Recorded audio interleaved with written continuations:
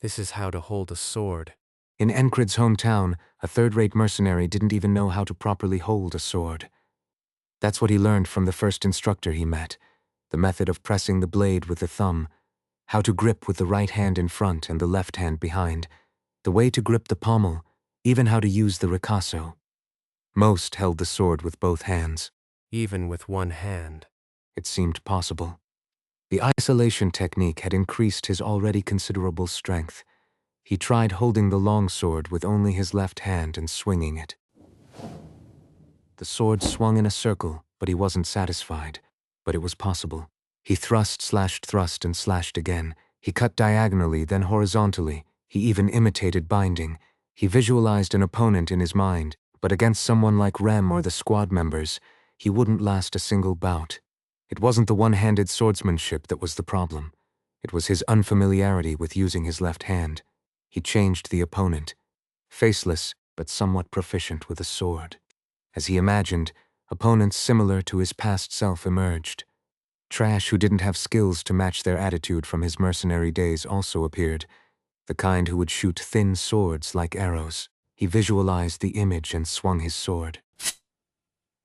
As he swept the ground with his foot and swung his sword, sweat dripped, scattering droplets everywhere. Pebbles caught under his foot popped up. Enkrid reflexively struck the rising pebbles with the flat of his sword. An inaccurate hit sent a pebble flying, striking the toe of his boot. If you hold it properly, you should be able to cut as you intend. The instructor's words echoed in his mind. Even cutting down a scarecrow that stood still wasn't an easy task. But Enkrid knew how to do at least that much, though it was very difficult with his left hand. Things don't always go as planned. He started anew. Walking the path he had walked with his right hand again with his left, it was necessary to repeat and swing until he found the right feel. What might be tedious to others was not to Enkrid. He felt rather excited. Retracing the path he had walked with his right hand with his left, he also looked back at what he had missed. Enkrid closed his eyes before he knew it. What he was seeing wasn't the present but the past, his past self. Deeper, deeper still. Recalling memories, thinking of the self who wandered within them. What if I had done it that way back then? Countless recollections. Battlefields, fights, monsters, beasts, humans. A sword swung against everything, another sword, a blade, hand, a person, tripping feet, breaking heads, barely surviving against monsters, living as if with two lives. Enkrid walked again. With a focus so intense that nothing else was visible, the heart of the beast kept him centered, preventing mistakes from excitement. Boldness and calmness were among Enkrid's most valuable assets. They felt like an ally that complemented his willpower. He swung his sword again. Repeating and recalling the process over and over, it felt like he was mastering it twice as fast as he did with his right hand. Sweat poured down. The leather strap wrapped around the grip snapped. His strength waned, and as he let his hand drop, the tip of the sword touched the ground. It wasn't overexertion, but it felt like he was using muscles he hadn't used before. His left arm felt slightly numb. You really seem crazy. Enkrid's vacant gaze focused on the voice beside him.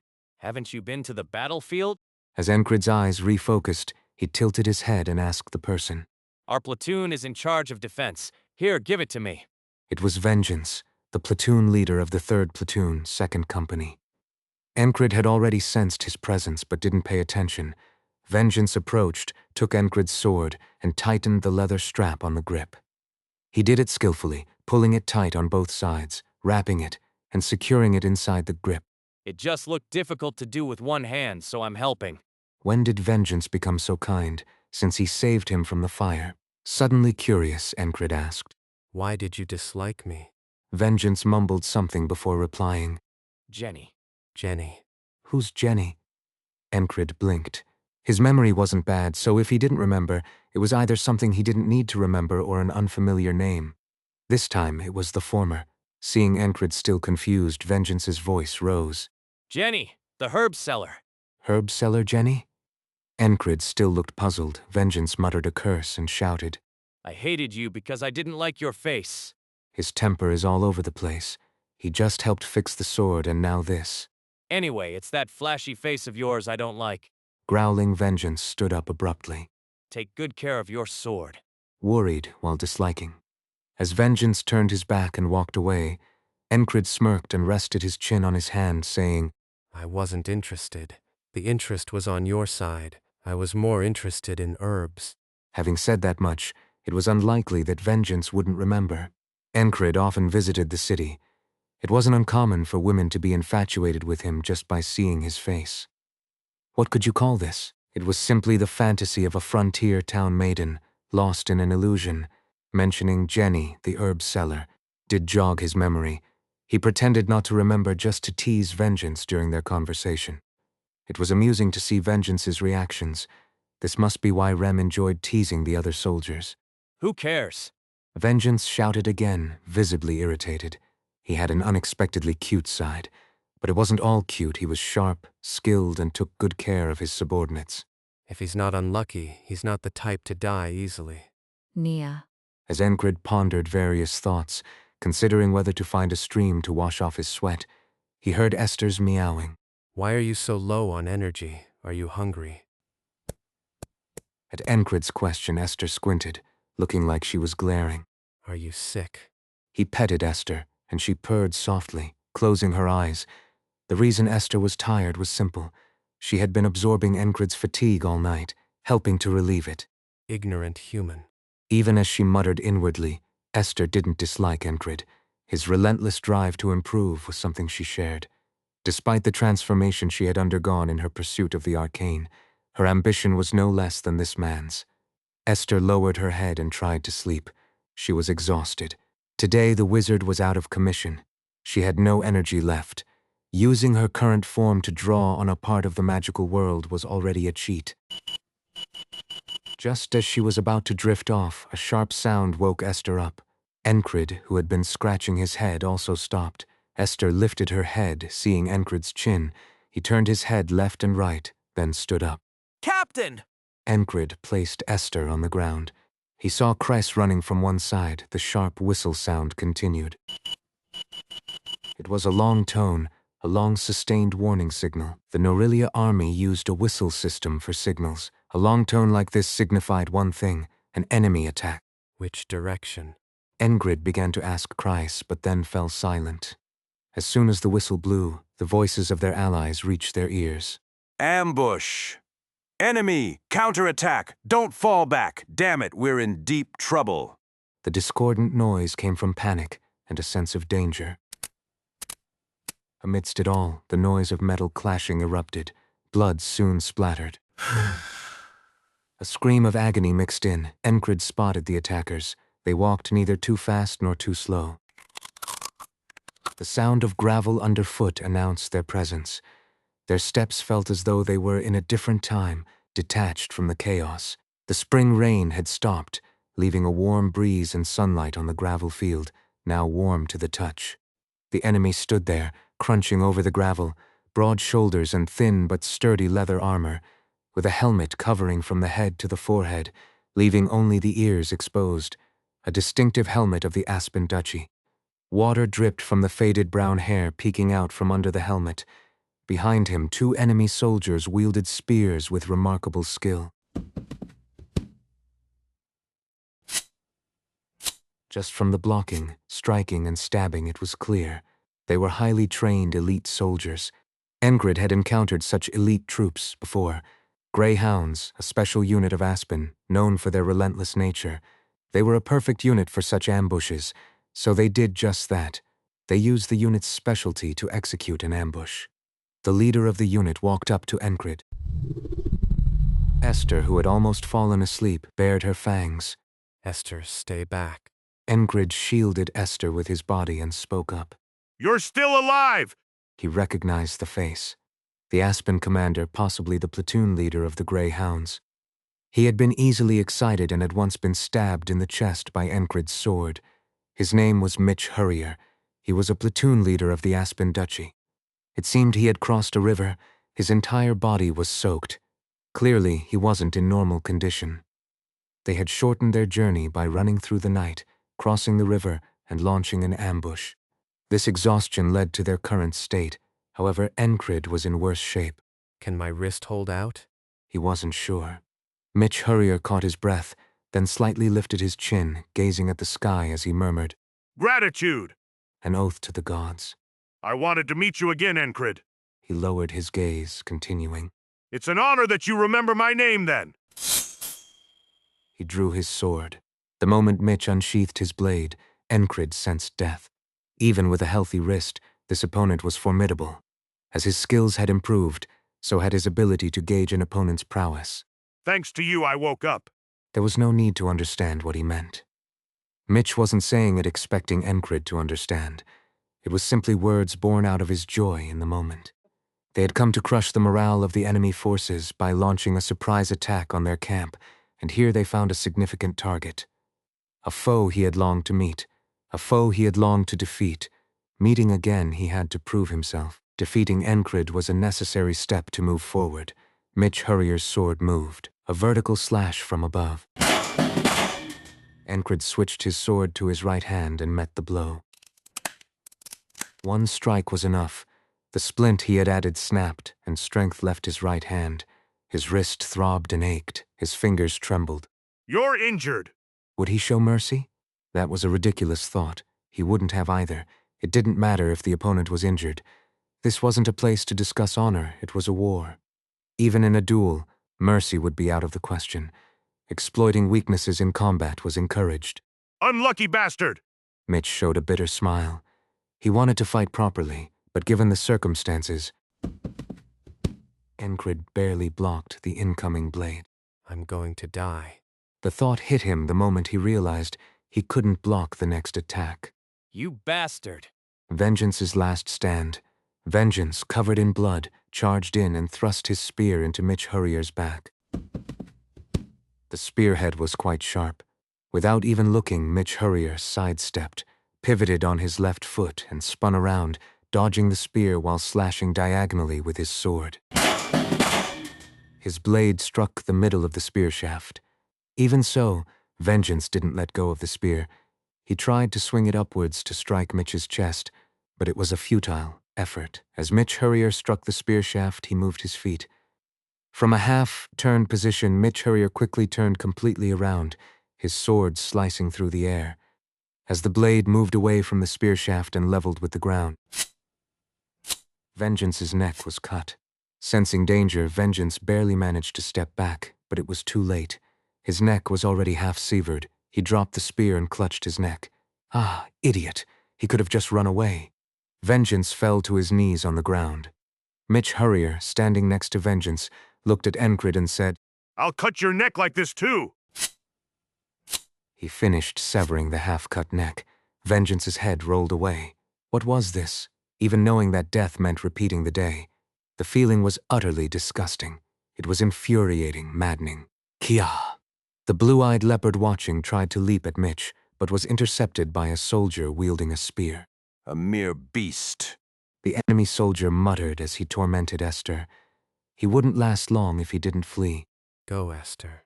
Enkrid spoke, and Mitch Hurrier, who had approached unnoticed, raised his sword high.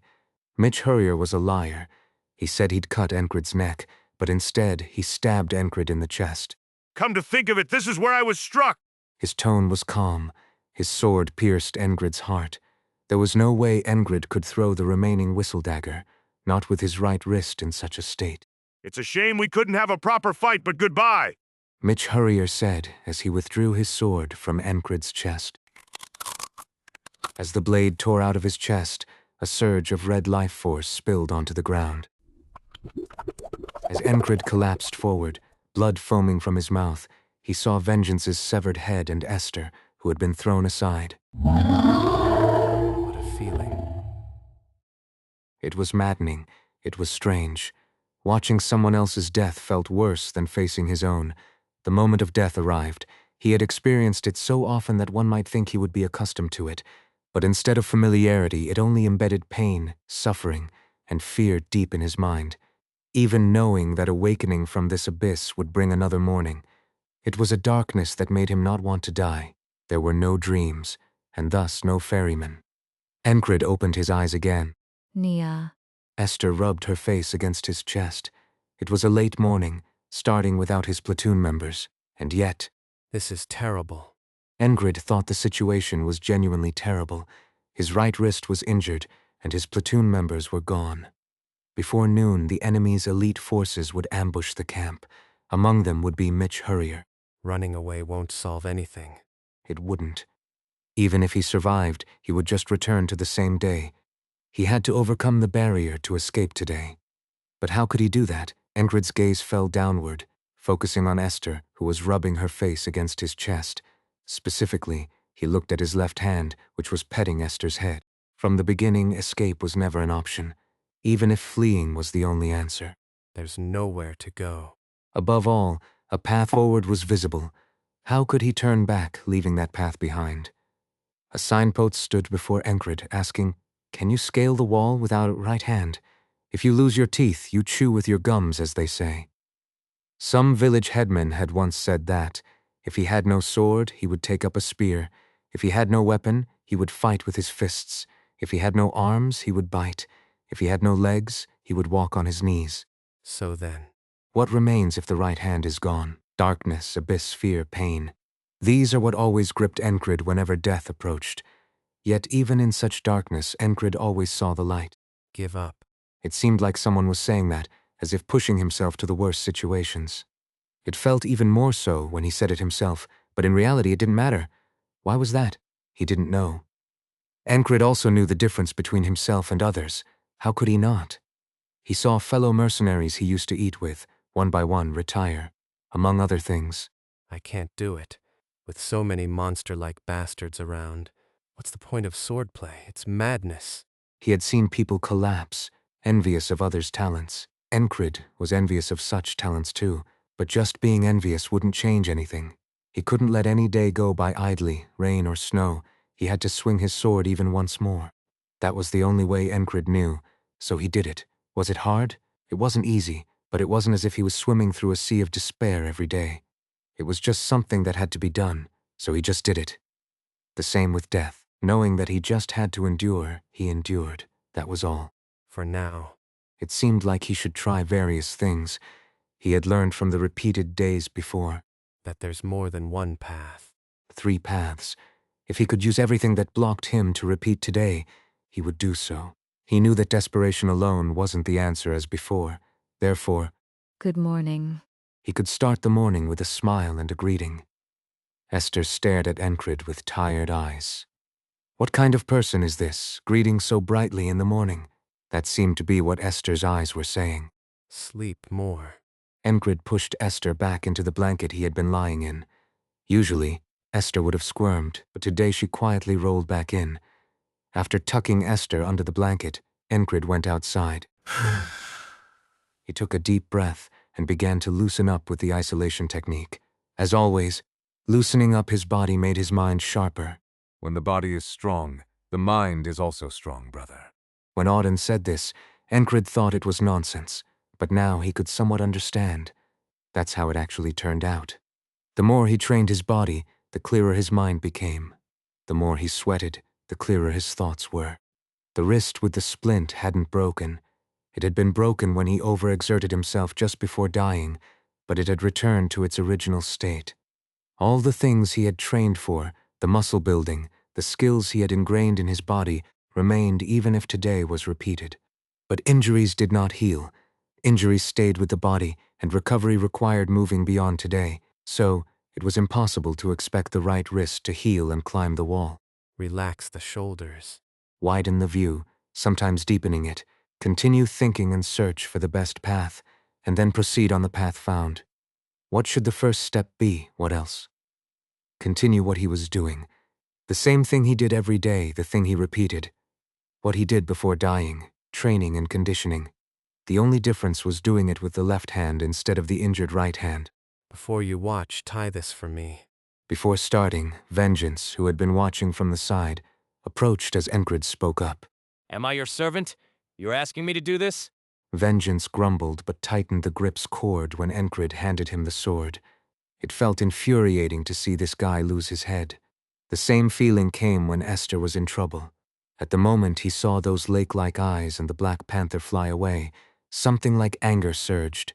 If he had to describe that feeling, it would be damn or hell. What did I do to make them want to die instead of me? A bitter feeling still lingered. Images of Vengeance's severed head and Esther being knocked down floated in his mind like after-images. Why is Esther so low on energy today? What was that panther usually like? It was fierce, a beast that clawed and bit soldiers' shins and took lives. Underestimating it because of its size was dangerous. It could swiftly climb up to the neck and bite through the throat. Yet, did it go down so easily? It did seem low on energy. In any case, they were risking their lives for him. So Enkrid decided to do the same, to put his life on the line and swing his sword. If he could put his heart into training, he would do so. You really are crazy. You should rest when it's time to rest. Vengeance said, handing the sword back to Enkrid. Enkrid took it with his left hand and replied, I'm sorry about Jenny. Did you know? Vengeance ruffled his hair once, and then spoke bluntly. I know it's not your fault. This guy really is unusual. His mood swings are intense. He got so angry when he didn't understand. Enkrid patted Vengeance on the shoulder with his injured hand. There's probably a woman who doesn't care to see your face somewhere on this continent. You bastard. Seeing Vengeance's twisted face made Enkrid feel a bit lighter. Yeah, this is the feeling. He could understand Rem's attitude. He didn't tease and harass people for no reason. Vengeance grumbled as he stepped back. Enkrid stood, gripping his sword. The tip, held in his left hand, pointed diagonally towards the sky. What had he experienced in the repeated days, in the deaths of today? He pondered the past, reinforced his basics, and immersed himself. He delved into his own world. It was exhilarating, a different kind of joy from before. The kind of thrill that comes from being utterly absorbed in something. In that moment, clearing his mind of the lingering after-images from his banter with Vengeance, Enkrid immersed himself completely in his world. He relived the experiences of the past days. He repeated and reflected. This time, the leather strap wrapped around the grip did not snap. The beginning is the footwork. Countless swordsmanship instructors have come and gone, reflecting on their teachings, the basics. Standing before walking, crawling before standing. Returning to fundamentals. These are things to learn before delving into advanced techniques. The repetitive training to make the sword move as desired. Enkrid did just that. Amid the dull sounds, sharp noises occasionally mixed in. He swung the sword numerous times, losing track of time. A long-toned whistle sounded. Vengeance, who had been absent-mindedly watching, was the first to react. What is it? He shouted, turning around, and Enkrid also came out of his immersed state. Esther, sensing the change in the surrounding atmosphere, came out of the tent and stood beside Enkrid. Enkrid touched Esther's head with his fingertip and said, Don't get involved today. You're tired. What's with this guy? Esther naturally wondered. It seemed like he knew she was exhausted today. Did he notice her attempt to relieve her fatigue yesterday? Of course he didn't. He just knew from the repeated experiences of today. Leader! Kreis shouted as he ran towards them. Enkrid briefly planted the sword's tip into the ground and pondered, should he switch to holding it with his right hand? Would that make a difference? Injuries don't heal. If he dies, he just goes back to the start. He uses his left hand. He had already concluded that. There was no dilemma. Enkrid was not the type to deeply ponder and agonize over things. There's no option to be trapped in today. There's no option to run away. So, he just has to find what he can do and do it. This is it. He lifted the sword from the ground, knocking away some pebbles, and pointed it forward. When I return, I should make an offering at the temple. Mitch Hurrier, appearing as he stepped on the gravel, said this. His hair was soaked, and he held a sword in his hand. With a refined stance and sharp eyes, he was clearly different from before. What are you talking about? Vengeance, standing nearby, growled as he pointed his spear. Next to him, Esther actually growled, letting out a beastly roar. A deep, resonant growl that spread from deep within her throat. It was the kind of sound that would make a cowardly person's knees tremble, yet Mitch Hurrier's steps showed no hesitation. He steadily closed the distance, unperturbed. I'll go first. As Enkrid stepped forward, Kreis shouted urgently from behind. Leader, your wrist! Kreis, with his large eyes, seemed visibly shocked. Enemies had suddenly attacked, and their allies were falling left and right. Screams and shouts filled the air. Damn it, stop them! Kill them! The clanging of metal resounded all around. Mitch Hurrier's steps halted. Enkrid responded to Kreis. My left hand is fine. What kind of crazy talk is that? Kreis widened his already large eyes, unable to comprehend the leader's nonsensical words. It sounded like complete nonsense to everyone present. However, despite his words, Enkrid's spirit was unwavering, matching his opponent's intensity. The enemy's aura pressed down on the surroundings. Vengeance felt himself shrinking under the weight of it. This must be what it means to be overwhelmed. Even Esther felt the pressure. Kreis, too, was keenly aware of the danger, knowing there was no help to be had from the surrounding soldiers. He understood they were in a life-or-death situation. Yet even amidst this pressure, why did Enkrid's back seem so imposing? He stood there, in front, showing his back. Those few facts seemed to push back against the oppressive force. Spirit meeting spirit. Yes, it seemed like something visible. A silent exchange of glances occurred between Mitch Hurrier and Enkrid. I hope to meet you again. You must have opened your eyes thanks to me, right? At those words, Mitch's brow furrowed slightly. Shaking the opponent's resolve with words was a fundamental tactic of the Valen mercenary sword technique. Enkrid waved his injured right hand as if to make a point. Mitch reflexively moved his sword. Using words to startle him, and the motion of his right hand to deceive him again, Enkrid then thrust the sword in his left hand from below. It was the Valen mercenary sword technique's dual-wielding thrust. The left-handed thrust wasn't perfect. It didn't fully satisfy him. He had only been using his left hand for about 2 days. It was blocked. The clumsy thrust was one thing, but more importantly, Mitch Hurrier's skills had noticeably improved. In some ways, it was almost as if he had been repeating the day like Enkrid. He deflected the upward thrust with his own sword and moved his left foot forward in one smooth motion. Mitch's sword traced a graceful arc as it slashed across Enkrid's chest. Enkrid reflexively stepped back, and his leather armor absorbed the blow from Mitch's sword once. But that was its limit. From behind, Esther tried to leap in again. You crazy bastard. Vengeance shouted angrily. Leader! Kreis called out. Mitch Hurrier remained unfazed by anything around him. He continued his actions regardless of the commotion. As if anticipating Enkrid's retreat, he switched the positions of his feet, stepping forward and thrusting his sword. Thrust. Your right hand? Mitch asked as he thrust. Enkrid showed his right hand, splinted and injured. As Enkrid tried to respond, crimson blood spilled from his mouth. Just unlucky. The blade was withdrawn. A person with a split heart cannot survive. Behind him, Kreis shouted something, and Vengeance and Esther lunged forward. Despite everything, why did they keep attacking? After such events, Enkrid encountered the abyss of darkness with pain. Death came again, and when he opened his eyes, he repeated his left-hand training. Some days, he quietly focused on training. Other days, Jenny had a keen eye for things. I'll kill you! he would tease Vengeance for no reason. He repeated today about 10 times. You hurt your right hand! An agitated Kreis shouted. I still have my left hand. What are you talking about? Seriously! Even though he tried to mix in the Valen mercenary sword technique, it didn't work. So next he mixed in wrestling techniques. He threw the last whistling knife before drawing his sword, pretending to close the distance, and then tripped him. Mitch countered by bending his knees and lowering his center of gravity, resisting Enkrid's attempt to trip him. Where do you think you're going? Next came the task of swinging the sword again. At first, he couldn't last a single exchange, but after about 30 attempts, he began to endure 2-3 exchanges. On the 42nd day, for the first time, an unexpected change occurred. Let's have a sparring match. Vengeance, who had been watching, suddenly requested a duel. Feeling the sweat dripping down his forehead, Enkrid tilted his head in curiosity. With me. Who else would it be? Enkrid nodded. It was almost a habit. He never refused a duel. Originally, Vengeance wouldn't have been a match for Enkrid, but now Enkrid was using his left hand.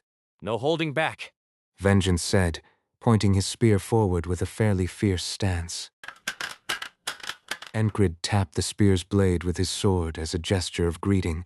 The duel had begun. Come at me. The sword and spear clashed several times. Vengeance was rough and strong, even stronger than most people. The opponent was a trained soldier as well. It was difficult to overpower with strength using just one hand. Then how? He thought while fighting and executed his plan. Deflect. Deflect the strong attacks and pierce the openings. Connect the dots with lines. He found the optimal path, thrust his sword, and retreated to observe the reaction. His feet moved swiftly. When he saw an opening, he brought down his heavy sword in a downward strike, showcasing the essence of the Tangam style. Vengeance blocked the strike with his spear shaft and tried to trip him. This was a more familiar fight for Enkrid. Hadn't he fought countless times against Finn's Ail-Karaz-style combat technique? He had also learned Valaf-style martial arts and became familiar with ground techniques, often referred to as bed techniques. He kicked Vengeance's foot and aimed at the opening, striking hard with his sword against the spear blade. The spear blade tilted sideways. In that moment, he forced the sword to the opponent's neck. A sound of something snapping came from the left arm muscle, but he still won. Your left hand. I trained it regularly when not seen often. It was my secret weapon. Prepared excuses always sound good. Repeating the day so many times, he became skilled at giving excuses. Damn. Why the sudden spar? I don't know, I just felt like having a bout while watching. Wasn't he just practicing the basics? Was there anything impressive? Just stepping, thrusting, and slashing. Nothing beyond that. Vengeance had nothing to say either. He knew Enkrid was already ahead of him in rank, in skill and character. He couldn't hate the guy since he saved him during the fire at the barracks. He wondered why Enkrid was also good with his left hand. Why is he good with his left hand too? However, something seemed off. Hey, it's weird, what? Damn, who could understand an explanation like that? Vengeance cursed himself and tried to find better words, finally expressing what he thought. It feels like a dead sword. This was the best he could do.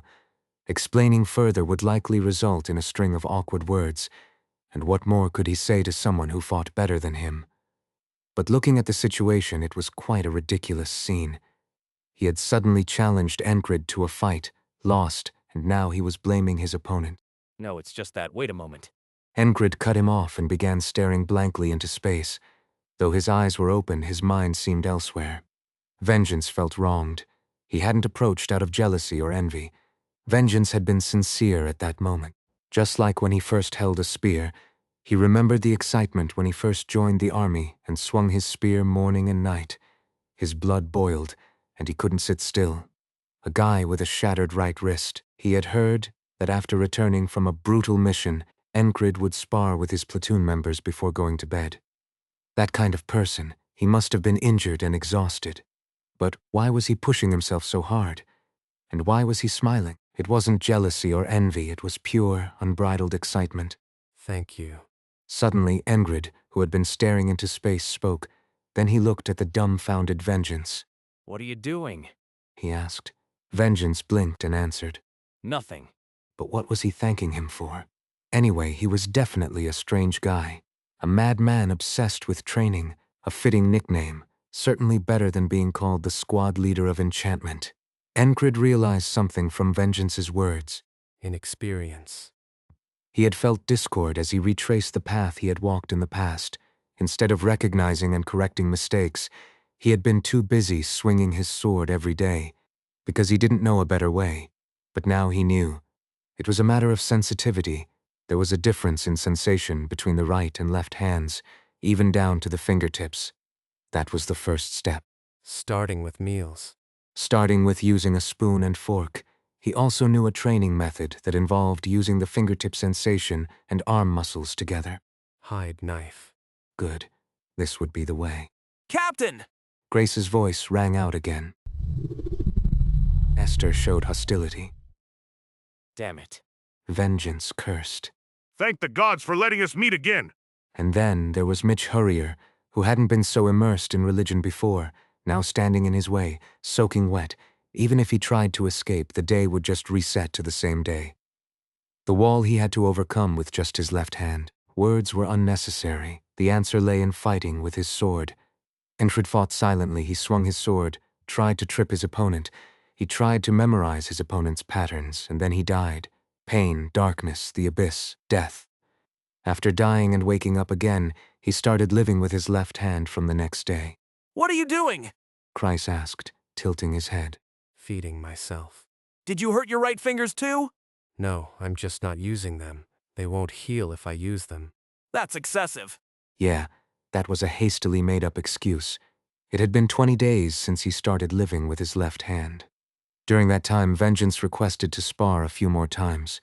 He had the face of a soldier who admired pure martial strength, driven by his boiling blood. Good. After 20 days, it was only today that Vengeance stopped calling his technique a dead sword. Thanks to you. He swung his sword and died again. He died, and died again. He noticed a change on the 90th day. Different. Would walking the path he had walked with his right hand, with his left lead to the same results? No. The Enkrid of then and the Enkrid of now were vastly different. Focus point. Immersion, training that involved delving deep within oneself while swinging the sword. A body changed through the isolation technique.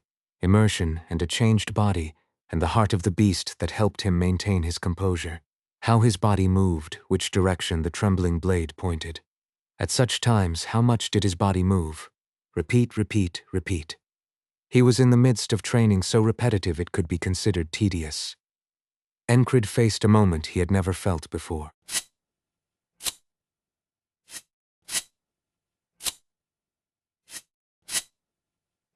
The blade moved exactly as he intended. He realized that he could roughly mimic the basic forms of the correct sword technique. Precise, heavy, fast, smooth, and strangely fluid.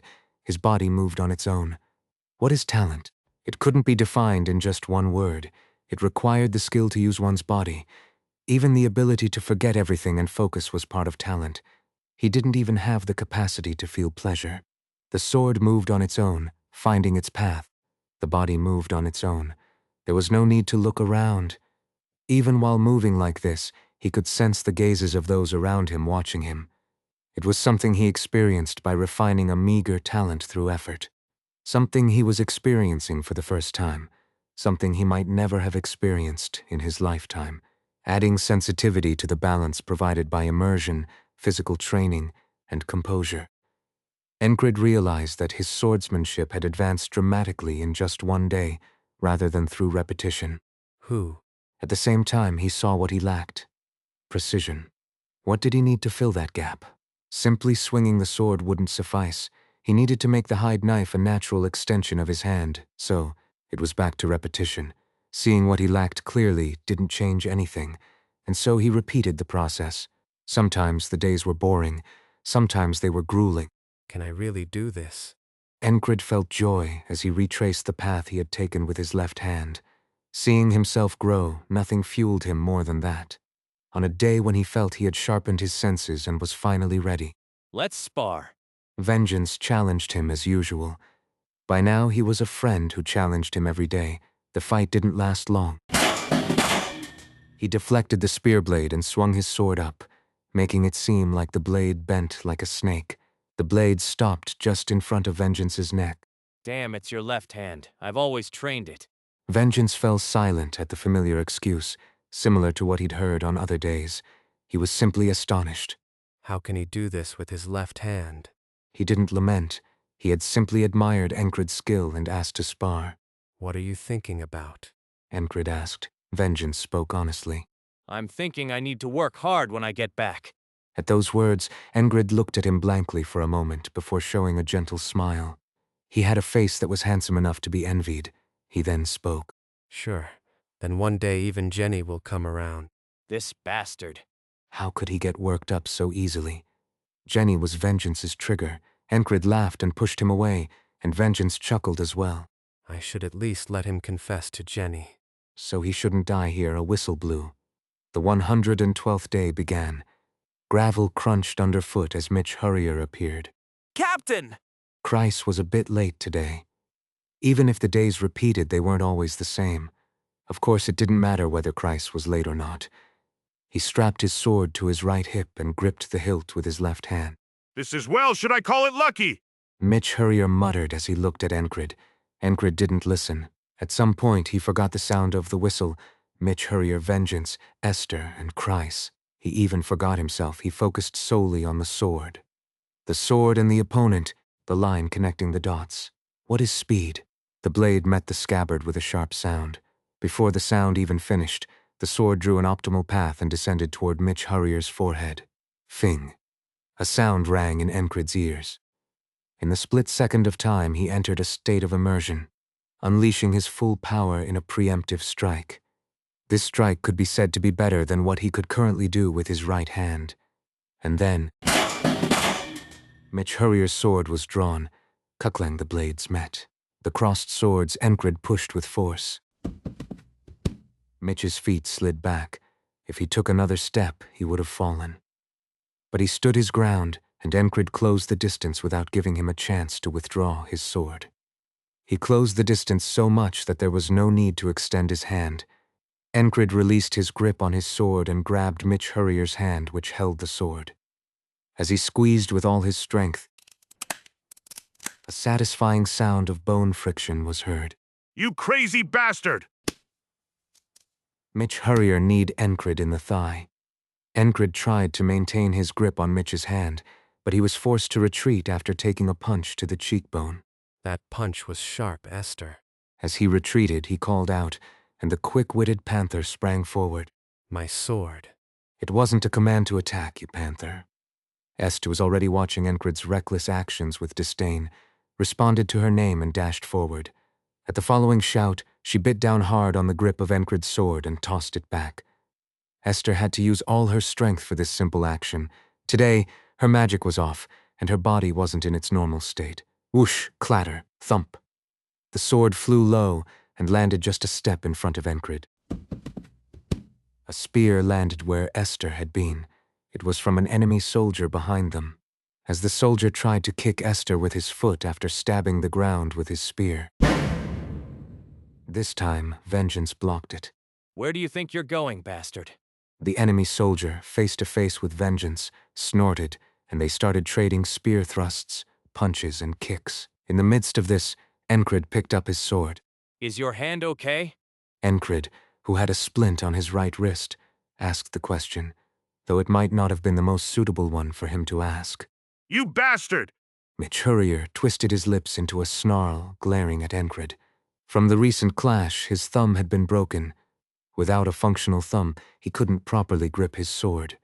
Mitch looked at his broken thumb and then back at his opponent. Now he noticed that Enkrid was holding the sword with his left hand. Had he always been left-handed? That didn't seem to be the case. When they fought before, he used his right hand. And he had fought with full force. Remembering this, the situation seemed all the more absurd. Sorry, but I'm ambidextrous. Mitch Hurrier said as he switched the sword to his other hand, his left hand. Enkrid, naturally, was holding the sword with his left hand. Yeah, me too, starting today! It wasn't a lie. Through the repeated days, he had become quite accustomed to using his left hand. Now, it's even. He didn't have the confidence to win against Mitch Hurrier, whose hands were intact. Awakening to his talents, he retraced the path his right hand had taken with his left, moving forward. Even after all this, can he use his left hand as well as his right? No. Then can he handle the full power of Mitch Hurrier's dual-wielding with one hand on his sword? Not a chance! He's experienced this countless times. Moreover, Mitch Hurrier had no bad habits, despite whatever he had been up to. It's hard to read his patterns. Every time, his adaptive techniques smoothly emerged. The basics still seemed to be correct sword technique and tangam style. Enkrid's foundation was in the middle sword technique. The disadvantage was still on his side, using a middle sword one-handed. Although Mitch had lost his thumb, he could still grip the sword with both hands. If things went south, he could endure the pain and swing his sword a few times. No choice then.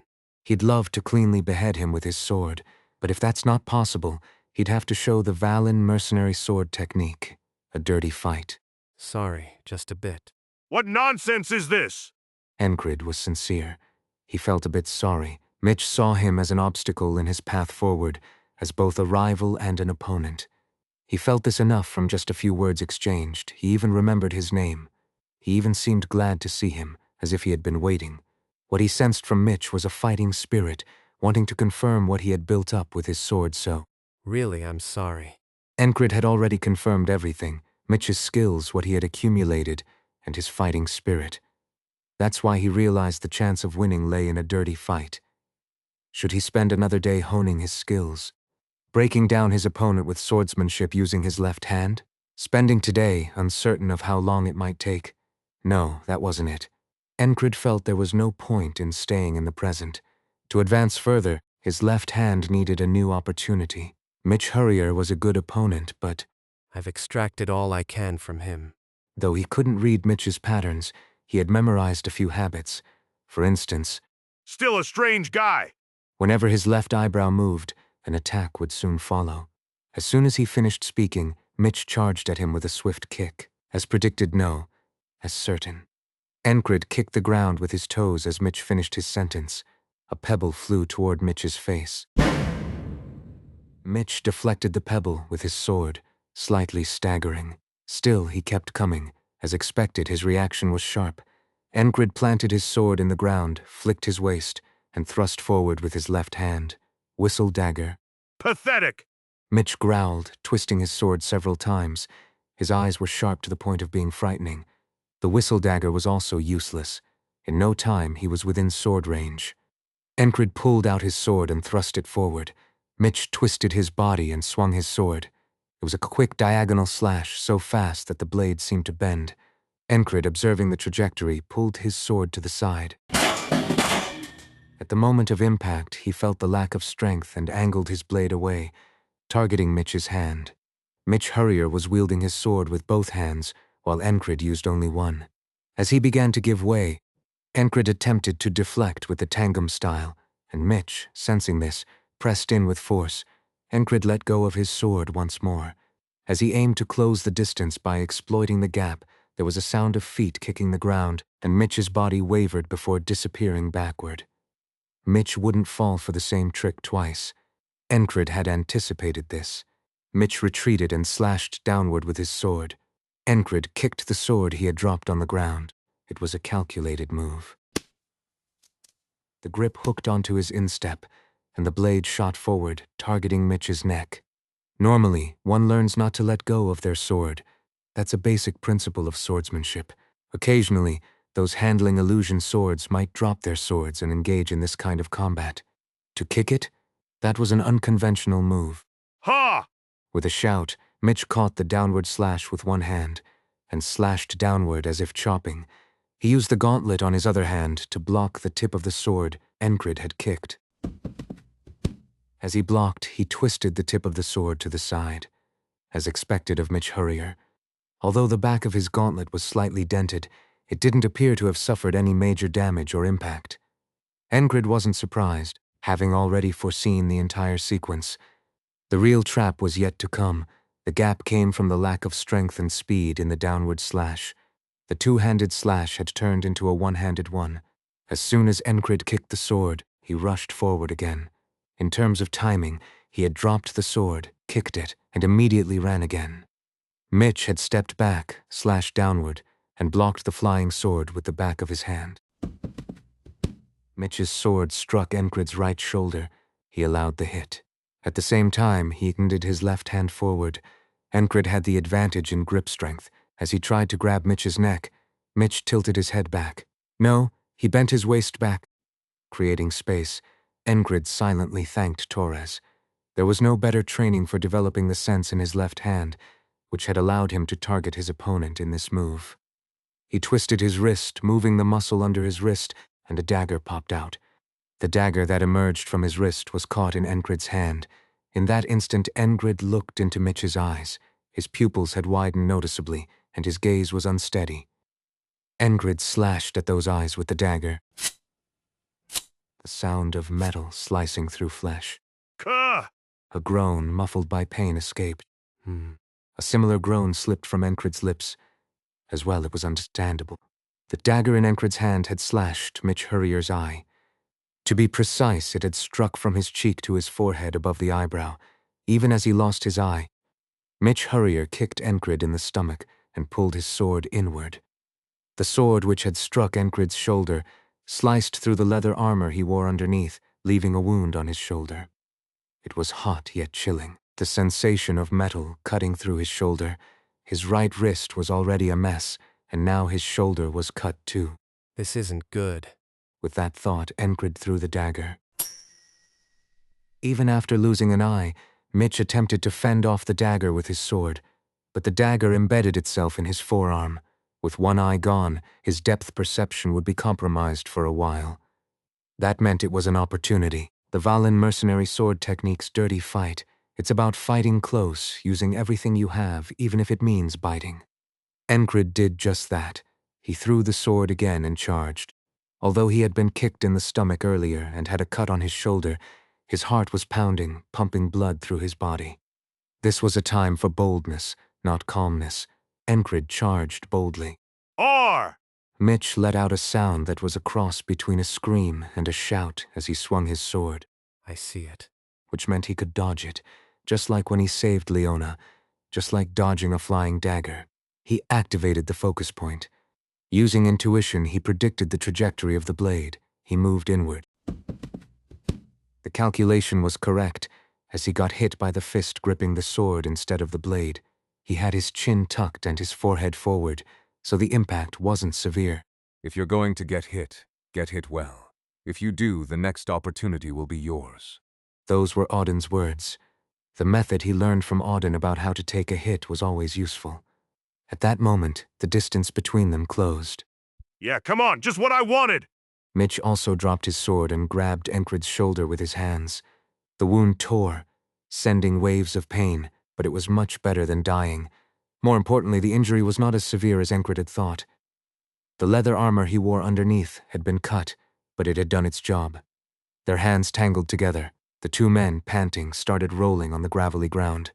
Meanwhile, Mitch, seemingly filled with anger, spoke. Filthy bastard, did you think you could win by wrestling? Yeah. Enkrid thought he could win. After a few exchanges, he knew. After learning the Valaf-style martial arts and training with Finn from the Isle Karas style, he realized this. This type of skill requires immense talent and a tremendous investment of time. It was a technique you had to train so intensely that it appeared in your dreams. Enkrid was confident. As long as they were grappling, the odds were in his favor. He didn't mind the dirty fight for this reason. Enkrid attempted to twist Mitch's arm, then bit down on his ear. Arg! Mitch screamed. Enkrid seized Mitch's ankle, pulling his foot under his side, pressing down with his hand, and twisting his leg like a pretzel with both legs. He then pressed down on the top of the foot, applying pressure. Though the description is lengthy, the action happened in an instant. A horrifying sound, likely accompanied by excruciating pain. This kind of pain was known only to those who had experienced it. Even if it didn't break, the area was agonizingly painful. He had crushed the back of the ankle by pressing down on it while it was pinned against his ribcage. Then he moved to the other leg, twist. Wrapping both legs around the opponent's, he clasped the foot in his arms and twisted his body like a whirlwind. This time, Mitch's knee joint twisted in the opposite direction, causing it to break. R! A terrible, harrowing scream erupted. Mitch, drooling and bloodshot eyes, somehow managed to draw a dagger and thrust it at Enkrid's neck. Enkrid twisted his body to avoid it, and the dagger plunged into his forearm before being pulled out. Enkrid released Mitch's leg and rolled back. That was the end of it. Mitch was already incapacitated. Whew. Enkrid exhaled deeply.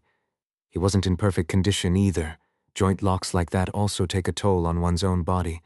Moreover, his arm was stabbed, and the cut on his shoulder wasn't insignificant. Half of his clothing had become soaked at some point. It was all his blood.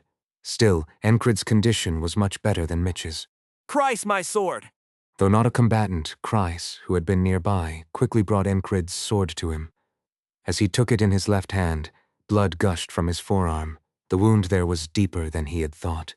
Damn, I thought I was going to die, Captain! Enkrid had no energy to respond to Kreis's remark. Holding his sword, Enkrid approached. Though his arm and shoulder were injured, his legs were fine. Platoon leader. Then a few enemy soldiers, who had ambushed them, reacted. They charged upon seeing Mitch Hurrier fall. It was too late. None of the enemy soldiers believed their platoon leader, Mitch Hurrier, could lose. He was a genius, a naturally gifted man, a genius who didn't need to try. After experiencing something on the battlefield, the man once known by that nickname had been swinging his sword day and night since his return. He was not someone who should die like this. He was a star that had just begun to shine. It wasn't even a clash of swords, but instead, a dagger was thrown, and both of Mitch's legs were shattered. What was this? This was not the fight their platoon leader wanted. Fight with swords. Settle it fairly, sword against sword in a duel. This was the sentiment of most of Mitch's men. This isn't what we wanted. Mitch felt the same. Locking eyes with Enkrid, who held his sword vertically to the ground, Mitch spoke. This is a battlefield. Enkrid said, stabbing his sword. The blade pierced through the back of Mitch's neck and emerged through the front, clinking as it cut through some pebbles. Mitch Hurrier, with eyes wide open, gurgled blood and collapsed to the ground. The blade was lodged as an ornament in his neck. Soon, his head slumped to the side. Kill him. A few enraged enemy soldiers charged at Enkrid. Idiots. Enkrid cursed them. He had thought about this numerous times today. Was their own commander so foolish that he couldn't anticipate such an ambush? No. In fact, this was what they had been waiting for. Perhaps the enemy knew this too. After all, the battlefield is a place of deception and strategy. Thus, the goal was simply to buy time. None of the enemy soldiers were at Mitch's level. The sword in Enkrid's left hand slipped out of Mitch's neck and danced like a butterfly, parrying and blocking the incoming spears. His swordsmanship was delicate, a mix of middle sword technique, tangam style, and rapid strikes. Regroup! Wipe them out!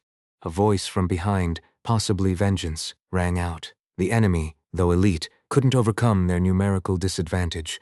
Especially with the addition of archers, there was no contest. Shoot.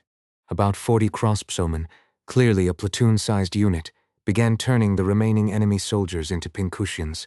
Someone had rallied the archers and brought them here. With that, the battle was essentially over. Enkrid knew this well from his own experiences. It was impossible to block and dodge all the arrows fired by assembled archers. Enkrid sat down, feeling utterly exhausted. Damn, that was tough. Yet there was something left, his left hand. This thought made Enkrid smile with a sense of satisfaction. He had survived the dirty fight. He had lived through today and was moving toward a new path. It felt like someone had haphazardly stitched together a torn and worn-out dream, and Enkrid felt that way. It was in the midst of the battlefield, where a spring breeze was blowing through. Let's move on. Whistle, whistle, woo. Rem walked along, whistling. If I really push it. He was pleased with the returning platoon leader's attitude. He was excited at the thought of going back and teasing Enkrid. Could he move on to the next stage of the heart of the beast? The thought of passing on a secret technique that even a mountain of gold wouldn't teach to a continental person made him excited. Strange, very strange. Enkrid was a peculiar person. He didn't do much, yet he wasn't annoying. Not at all. For some reason, it made him want to look out for him. Was it because of the way he stubbornly swung his sword every day? Or maybe it was his character, always taking on menial tasks without a single complaint? It's hard to pinpoint a reason. Those could be reasons, but I just like him. in life there are people you just like for no reason. I didn't expect to feel this way about a continental. Rem stopped walking and called out to Auden, who was blocking his path. Hey, big guy, you pray all the time, but can't you use some divine power? Can't you do something about the platoon leader's fist? Shall I tear your mouth open, brother? What? Do you want me to level your eyes with an axe? Enkrid wasn't here. Auden turned his head and met Rem's eyes. A cold air filled the space between them, interrupted by Ragnar dragging his feet as he walked past. Brother, can you not just walk across because you're lazy? Crazy bastard. It wasn't the first time they'd bickered like this. Everyone saw it, but usually just let it go. Jackson was walking alone off to the side. Ragnar, if left unattended for a moment, would walk not in a straight line but diagonally, in a direction of his own choosing. It's hard to tell what kind of sense of direction he had. It wasn't even really a matter of direction. It was more like he walked carelessly, because he couldn't be bothered. They were all thinking about Enkrid, their platoon leader, in their own way, including Rem. Maybe training to keep the sword attached to the body would work. Ragnar was the same. He was in a state of demotivation with the platoon leader away from his sight. He was mentally preparing for what he needed to do when they met again. Auden was no different. Now that muscle modification is done. Is it time to work on the joints? changing muscles and joints, then posture changes body shape, strengthening the weak areas. Bend and bend, cut and cut again. There was a technique to make a body that doesn't break under joint locks or strikes, but if he did that, there might not be much left of the platoon leader's body. I'll do it one step at a time, Lord. Auden ended his thoughts with a prayer. Jackson wasn't much different. It would be good to correct his steps. Not as silent as an assassin, but loud steps usually involve unnecessary movements. Maximum efficiency with minimal movement.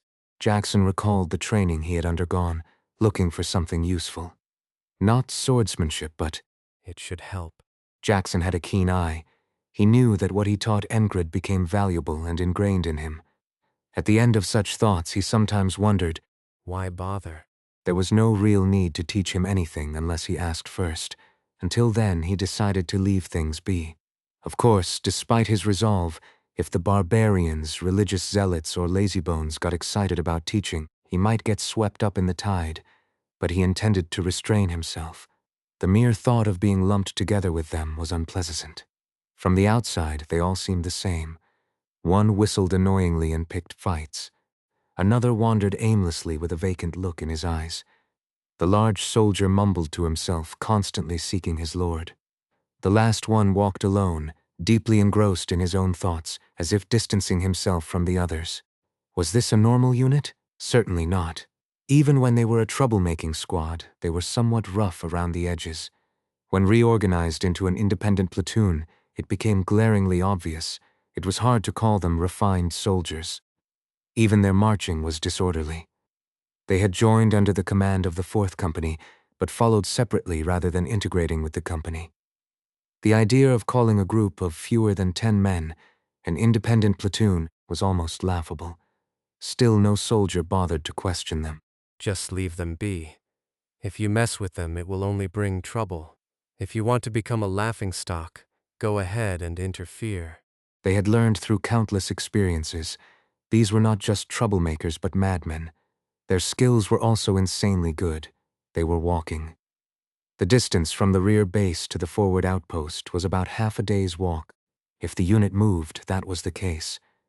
If they moved individually rather than marching, they could get there faster. Since they had to set out for battle straight from dawn, they were pacing their march appropriately. It wasn't a distance worth stopping for a break. If they hurried, they could reach their destination before noon. So, unless there was a significant problem, there was no reason for anyone to halt the entire march. Stop. A soldier at the front said, seeing a signal from ahead. The march came to a halt. This happened because the ferry company commander, leading the vanguard, raised her fist. What's going on? Rayon, the 3rd Company commander, asked. The 3rd and 4th Companies, having pulled back, regrouped. Over there, something seems off. The ferry said. What was it? Rayon frowned. He couldn't see anything. The ferry company commander pointed to the riverside, the Penhanil River, Naurilia's lifeline and a water source for all nearby kingdoms. They're hiding. Near the riverbank, several rocks provided hiding spots for people, and occasionally ghouls would jump out. A little further to the right was the Tihum Forest, which also had quite a few monsters. However, this was a battlefield. Most monsters and beasts had been cleared out long ago. It was rare for monsters or beasts to attack the army, so if someone was lying in wait, Enemies. the ferry company commander's instincts were accurate. Damn, there's a ferry. A man peeked out from behind a rock. He had short hair and a thick jaw. Wearing a helmet that covered his forehead and head, but exposed his ears, he was dressed in the uniform of an Aspen soldier. The distance was well within the range of an arrow, and the man exposed only half of his body from behind the rock. The ferry company commander looked beyond him. With her sharp eyes, she spotted one of Aspen's famous speedboats floating by the riverbank. It was a long, narrow boat that could carry up to 8 people. When rowed with its fixed oars hidden below the water, it cut through the water at a terrifying speed. They seemed ready to flee if things went south. Once they reached the river, there was no way for the troops to chase them. That boat is incredibly fast. It was a poorly executed ambush. There seemed to be only about 10 of them. A provocation. Rayon, the 3rd Company commander, followed a similar line of thought as the ferry company commander and concluded the same. They're trying all sorts of tricks. Undermining morale is a basic military tactic. As the two conversed, one of the enemy soldiers stepped out from behind the rock. I am Lowell, a soldier of the Aspen Duchy. Is there anyone here to duel me? Let's fight fair and square. It was a trick they'd fallen for several times before. It wasn't a battle of forces, but a challenge to a duel. A soldier, not a knight, picking a fight. Isn't it disgraceful for a commander to fight a mere soldier? Or do you not have anyone capable of fighting? Lowell laughed mockingly as he spoke. Should they shoot an arrow and pierce his head? The ferry company commander thought about it but didn't act hastily. At first, they sent out a soldier and lost. Next, they sent out a platoon leader and still lost. The enemy soldiers were superior in individual skill, but having a company commander fight a mere soldier would be disgraceful. It was a strategy that exploited a subtle weakness. Did they say there's a genius strategist in Aspen? This strategy didn't significantly reduce the number of soldiers but severely dropped morale. The enemy soldiers fought well, making the Allied forces wonder why they didn't have such capable opponents. If I step forward... If a company commander stepped forward, the enemy would mock them. They didn't lose every duel. The second company commander, Palto, had once smashed a challenging soldier's head with a mace out of anger. Even so, morale dropped. Joining a fight between soldiers. How shameful. This kind of talk heated up the battlefield. At first, the Allied forces didn't care, but as they kept losing both battles and duels, morale was plummeting. The difference in individual skills and training was so apparent, yet the numbers were similar. It felt like the outcome was already decided before the battle even began. That's why they kept repeating this tactic. They wanted to kill them, but the enemy was well prepared to escape. If they didn't accept the duel challenge and pressed with their forces, that might have been an option from the beginning, but doing so now would only further drop morale. Just let them be? That would be like opening the gates of purgatory with their own hands. What the hell? They made it all the way here. As they were pondering what to do, a soldier swaggered up from behind. He didn't form up or align with the others. He was so free-spirited that one might wonder if he was part of the same unit marching together. It was Rem from the independent platoon. Should we let him kill that guy? The ferry company commander suggested, perhaps as a last resort. Before they set out, a soldier known as Big Eyes had offered some advice. Today they'll listen to reason at least a little, so use them as you see fit. The mood is grim anyway. It was a mentality of nothing to lose, everything to gain. Let's do it. Rem nodded cheerfully, seeming in a good mood. Hey, what's your name again? What? Did you come out here to fight? Rem walked forward, swinging his arms, and Ragna, following absent-mindedly, was grabbed by Auden. Huh? Brother, that's the enemy. Oh, right.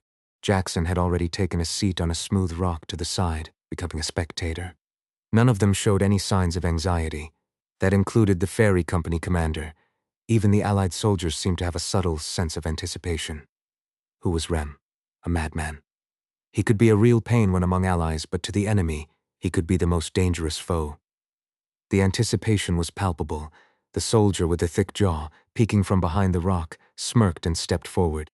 Couldn't find anyone else, huh? Not going to lure me out and shoot arrows, are you? Idiot. Jackson thought as he watched the scene. Although it wasn't within range for an axe swing, it was close enough for this mad barbarian. As soon as the enemy soldier poked his head out, Rem threw his axe. It was a movement as swift as the wind. To the ordinary soldier's eye, Rem's hand movements were barely visible. It looked as if he simply waved his arm up and down, but it was so fast it left an afterimage. The afterimage seemed to form wings near Rem's right hand. The sound of fabric flapping in the wind was followed by the sound of something flying. With a whistling sound, the axe flew and lodged in the forehead of the enemy soldier named Lowell. With a crisp sound, the enemy's feet lifted off the ground. He flew. Without wings, he flew for a brief moment before landing on his back. Pebbles were pushed aside as he landed, scattering to the side. The fallen enemy was dead, his head split open. The axe was embedded between his eyebrow, and his eyes remained open, unable to close. It was a death he never saw coming.